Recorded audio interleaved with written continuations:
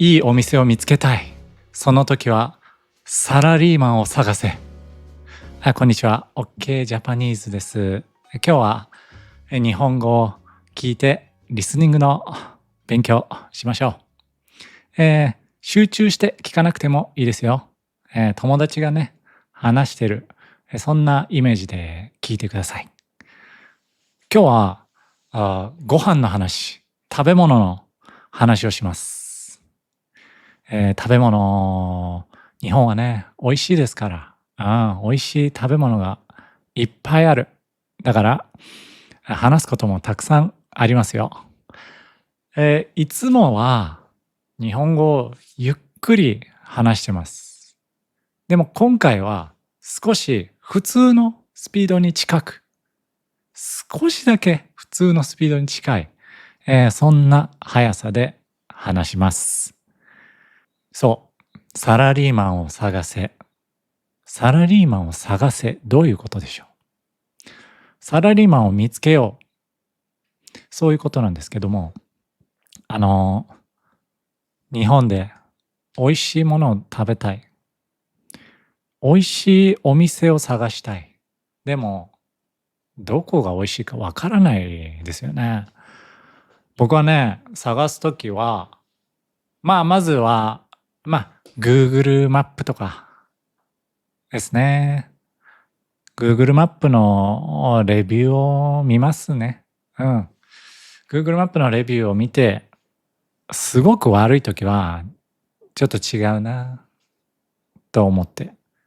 で、いいレビューの時もよく見ます。写真を見ます。写真を見て、このご飯美味しそうだな。この料理食べたいな。そうやって探します。でも、時々わからない。評価が高くても、行ってみたら、あれあんまり美味しくないな。思ってたのと違ったな。思ってたよりは美味しくなかったな。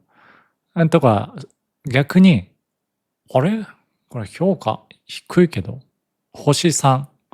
星3だけど、すごい美味しいじゃん。めちゃくちゃ美味しいじゃん。いい店だったな。そういうこともありますよね。この間、旅行をしていました。旅行の時、美味しいご飯を食べたい。でも、わからない。知らない街だったから。ね、お昼です。お昼の時。これで、値段を見たんですよ。定食。定食はご飯があって、味噌汁があって、ご飯とスープ、そしてメインがある。ハンバーグとか、ステーキとか、ステーキはないか。魚がある。そういうのを定食と言いますよね。定食が600円。たったの600円。この時代にめちゃくちゃ安い。で、お店の雰囲気を見ると、すごく古い。古いし、綺麗じゃない。汚い。もう、汚い。汚い店。だからね、これちょっと、どうだろう。どうだろうな。本当に美味しいのかな。でも、行ってみようと思いました。ね、そこに、店の前に行ったら、でも600円って書いてある。600円。600円で、ご飯、味噌汁、おかず。で、お店は、汚いんですよ。綺麗じゃない。ね。古いし。でも、僕は見ました。お店の中を。そこには、サラリーマンがいっぱいいたんです。サラリーマンが1人、2人、3人、4人、5人、6人、7人、8人、10人。10席ぐらいあるお店で、10人ぐらい、もうサラリーマンだけ。そのお店にいるのはサラリーマン、オンリー。そういうところにね、そういうお店だったんですよ。僕は思いました。この店は正解だ。絶対に美味しい。間違いない店。そう思いました。そしてね、それはもう正解でした。美味しかった。本当にね、お店入ったら、店員さんもね、明るくて、すごい優しい。笑顔でね、いらっしゃい。そこのお店のシステム。その店では、おかずがいっぱいあるんです。サイドディッシュがまず、もう作ってある。作って冷蔵庫に入ってる。それ選ぶんですよ。サラダもある。豆腐もあるな。豆腐も食べたい。納豆もある。納豆もいいな。ね、それで豆腐を取って、そして次のところ行くと、そこにメインがある。ハンバーグ、魚、日本の料理、たくさんある。10種類ぐらいある。それを選んで、ではこれくださいって言うと、それを温めてくれるね。温めてくれて、その後ご飯を持ってきてくれる。そしてお味噌汁。ピクルスもね、漬物も持ってきてくれて。ほんで600円。安すぎだろ。このお店はどうやってお金を稼いでるんだい。このお店は安すぎるだろう。ね。そういう素晴らしいお店ですね。セルフサービス。ね、水もちょっと自分で持ってきたりとか。お茶自分で入れたり。いいよね、でもそんなの。全然いい。だからね、やっぱりサラリーマンのいる店は美味しい。それ覚えておくといいですよ。もしね、日本に住んだり、日本に旅行に来た時、便利な、探し方ですね。こうやって探すと便利。うん。ただそういうところはね、日本語しか話せない場合もあります。外国語が通じない。ね、外国語だと難しい時もあるから、頑張ってくださいね。その時は入ったら「こんにちは」って言って「こんにちは。初めてです」って言うとね「初めてですか？じゃあここでおかずを取ってここでメインを取ってくださいね」って言われると思います。それでもわからない時は他の人を見ましょう。僕もわからなかったからまずは他の人を見ました。他の人を見てここどういうシステムなんだ、あのおじさんはどういう動きをするだろう。なるほど。まずあそこでお皿を取って、そしてスタッフの人に渡すんだな。そうやってね、日本人でもちょっと緊張しますよ。最初はね、そのローカルなお店に行くとね、緊張します。その時は深呼吸して、よし、初めて来ました。美味しそうですね。美味しそうですね。そうやってね、言えばお店の人も、優しく説明してくれるんじゃないかな。そう思います。はい。Google レビューもね、時々ね、嘘のレビューもあるから気をつけてくださいね。本当じゃないレビューもありますからね。いや、それはね、難し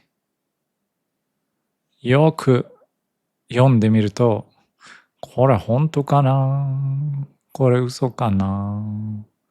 そうやってわかりますから。全部5だとね、怪しいよね。星5。で、しかも、ね、500ぐらいレビューがあって全部5だったらちょっと怪しいよね。ねえ。そういう時はちょっと日本語をちゃんと読んで、ねえ、これは本当のレビューかな。そういうふうに探すのも、美味しいご飯を食べるには大事です。まあね、そんな気にせずね、レビュー見ずに行くのもいいと思います。歩いて、このお店いいじゃん。このお店美味しそうじゃん。あのお店行ってみる。美味しいね。まあまあ美味しかった。っていうのもいいと思います。はい。じゃあね、ご飯がトピック、ということで、朝ごはん。日本の朝ごはん、っていうのはね、みんな話してますよね。日本人はこんな朝ごはんを食べる。こんな昼ごはんを食べて。こんな夜ごはんを食べる。そういうことは多いと思いますが、ちょっと僕の朝ごはんについて話しましょう。僕はね、朝はね、パンが多いですよ。パン。ご飯はね、あんまり食べないな。もう子供の頃からパンが多かったんですよ。うちのね、両親が、父、母がね、パン派だったね。パンが好き。なんで、いつも食パンをね、四角い食パン買って、で、それを朝になると、トーストでね、焼いてくれるんです。トースターにパンを入れて。そして食べ方はね、ジャムとか、バターとかが多かったかな。ジャム塗ったり、バター塗ったりして食べてたな。うちのね、父親はバターがめちゃくちゃ好き。びっくりするぐらいバターが好き。バターをね、めちゃくちゃ塗るんですよ。もう、溢れるぐらい。べちゃべちゃべちゃべちゃって。ね。それが美味しい。確かに美味しい。で、そのバターを塗ったパンをバタベタって言ってました。バターがベタベタだからバタベタ。バタベタが好きでしたね。今も好きだろうね。多分ね。だから母親がパンどうするって言うとバタベタでって言ってましたね。僕は子供の頃はジャムが好きでした。いちごジャム、ブルーベリージャム、あとマーマレードジャムもね好きだった。マーマレード美味しいよね。美味しいですよね。そして目玉焼き、卵を割って焼く。目玉焼きが多かったかな。あとは、茹でて、ゆで卵。お湯に入れてね、ぐつぐつ。ゆで卵。そう、ゆで卵とバター、パン。そしてコーヒー。父親、母親、コーヒー飲んでました。コーヒー入れて、ちょっとミルク入れて。そこに、父親は砂糖も入れてましたね。昔は砂糖をすごく入れてました。スティックの砂糖があるんですよ。一本の。こういうね。それもドバーって入れて。ドバーって入れて。砂糖入りコーヒー。甘くて美味しいでしょうね。僕は子供の時は何飲んでたかな。牛乳かな。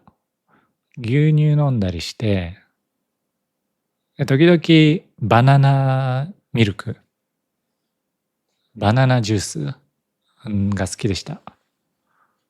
うちにね、ミキサーがあったから、ミキサーにね、牛乳入れて、ボラーって、ジュース、バナナジュース。シロップは入れません。もうバナナの甘さで。バナナジュース、トースト、ゆで卵。そして、少し野菜、トマトとか、キュウリとかね。キュウリですよ。カリカリ食べて、キュウリカリカリ食べて、でバナナじゃない。トマト、スライスかな。スライストマト。切ったトマトを、ちょっと塩つけて食べ。うん。夏かな。夏はそういう食べ方。そういう朝ごはんです。僕の朝ごはんは。うん。ただね、もちろんご飯の時もあります。さ、ご飯、絶対ご飯の方がいいと思うんですよ。日本人だし。きっと何年もね、米を食べて生きてきた人間じゃないですか、僕たちって。米をさ、作って、米食べて、何百年、江戸時代から米食べて、ね。だから体も絶対米に合ってると思うんですよ。米が合ってる体。パンなんて新しいから、ね、ニューカマーですよ。いつ来た ?100 年も経ってない ?100 年ぐらいですか？ 100 年ぐらいじゃないですか？小麦粉でね、パン作っちゃって。日本はパン大好きになっちゃって。パンの、ね、パンのテレビとかいつもやってますよ。うん。パンのビデオもよく見ますよね。美味しい。まあ美味しいんですよね。ただ本当パンってさ、楽じゃない。焼くだけでいいんだから朝。チーン。ね。ご飯ってさ、なんかチーンするとあんまり美味しくない。まあそんなことないか。美味しい。いや、美味しくない。いや、変わらない。ただパンが好きなのかな。で、まあご飯食べるときは味噌汁。お味噌汁とご飯。まああと、卵かな。だし巻き卵。卵をさ、溶いて。卵を割って溶いて、カラカラカラカラカラカラカラ。で、そこに醤油を入れて、醤油をちょっと。そして焼く。フライパンで。で巻くんですよ。卵を巻いて、こういう形のね、ちょっと四角の形の食べ物にする。それだし巻き卵。まあ、だしを入れることもありますよ。だし。そうやって食べることが多いかな。あとはおにぎりね。おにぎり。はい。そんな風です。そして僕は朝はモーニングというイベントがよくありました。モーニング。これはね、ただの朝ということではない。お店にね、カフェに行くと、日本では、朝、モーニングというシステムがあるんですよ。カフェでコーヒーを頼むと、パンがついてくる。パンと目玉焼きがついてくる。パンとゆで卵がついてくる。そういうサービスがあるんです。それはね、愛知県が有名かな。愛知県で生まれたのかな。多分そうだと思うんですけど、岐阜かな。まあ、とにかく日本の真ん中の方、真ん中で最初有名になった。そういう文化です。だからね、得なんですよ。お得。500円でパン、ゆで卵、飲み物飲めちゃう。僕たち家族でよく行きました。朝起きて、モーニング行くよって言ってね。そこで眠い中、モーニングを食べるのが楽しかったです。米田コーヒーね、今でもやってます。朝11時までに行くと、パンが食べられる。パンと卵食べられる。だから今僕は東京でも時々行きます。その家族のね、イベントを思い出して、日曜日の朝、家族とモーニングに行ったな、とかね、考えて、一人トーストをかじります。はい。ということで、昼はね、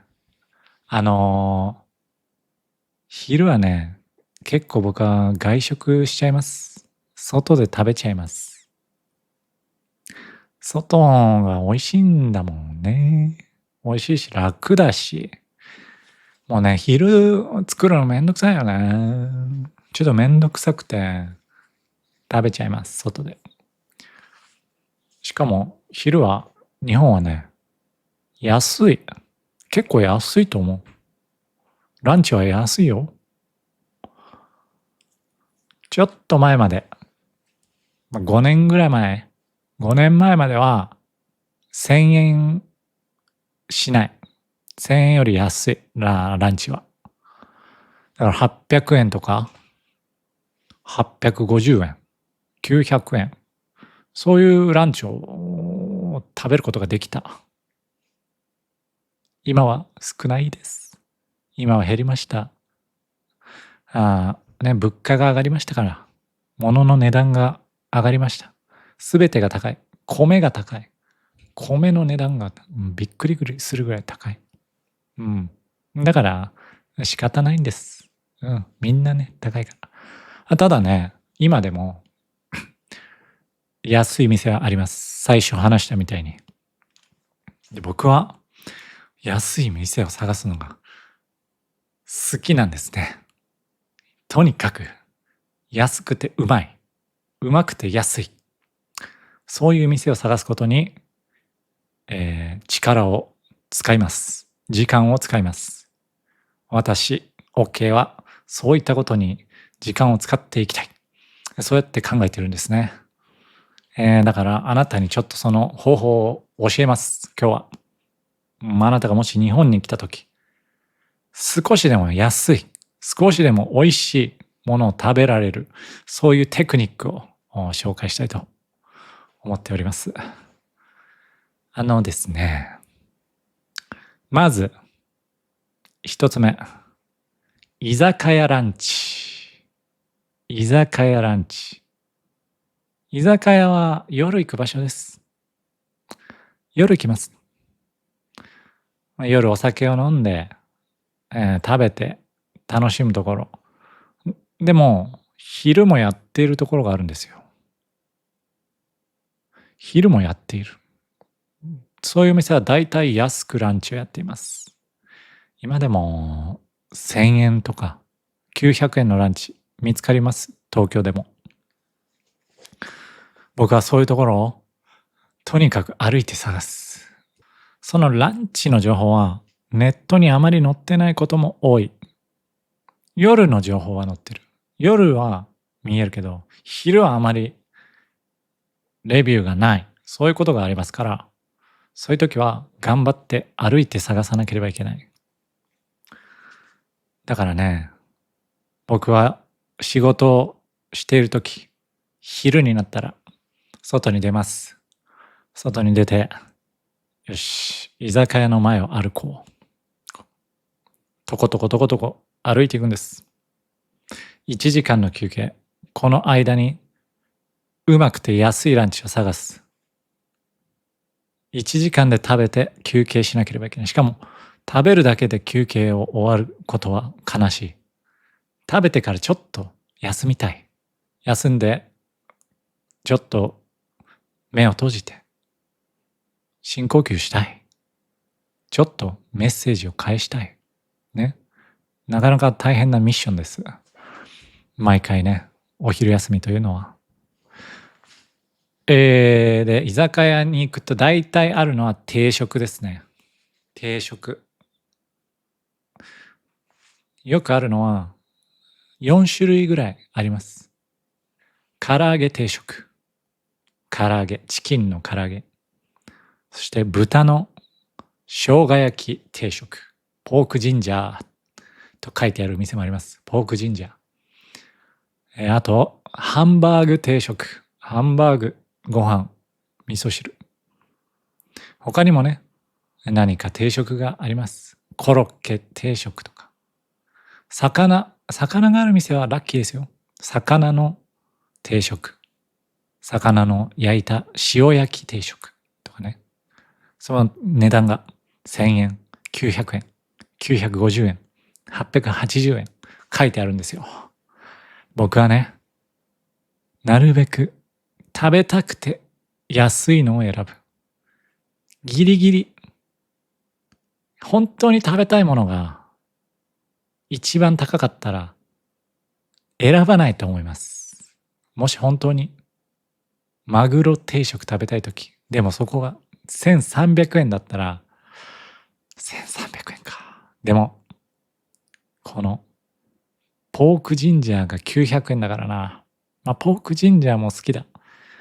300円。400円の違いか。今日はポークジンジャーにしよう。俺、ポークジンジャーにする。そういう風にね、選びます。めちゃくちゃ食べたいときは食べますよ。誕生日とかね。誕生日の時はマグロ定食いっちゃいますよ。1400円。1500円でもマグロ定食。でも、普段は安めの食べます。毎日のことですからね。で、あと、皆さん、便利なのは、日替わり定食。日替わり定食というのは、日によって変わる。その日の定食です。その日だけの定食。毎日変わるんですね。